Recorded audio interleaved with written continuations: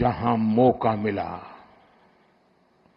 वे मारते रहे, मारते रहे, मारते रहे और हम सहते रहे।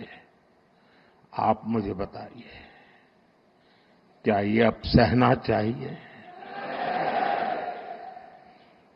क्या गोली का जवाब गोले से देना चाहिए?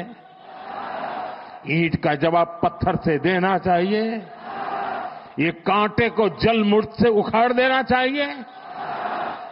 આજે પીએમ મોદીના ગુજરાત પ્રવાસનો બીજો દિવસ છે। ગાંધીનગર ખાતે રાજભવનથી મહાત્મા મંદિર સુધી પીએમનો ભવ્ય રોડ શો યોજાયો।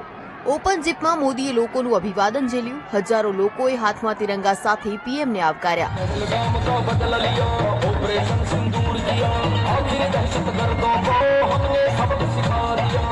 પીએમની એક ઝલક જોવા માટે રોડની બંને બાજુ ખીચોખીચ ભરાઈ ગઈ હતી।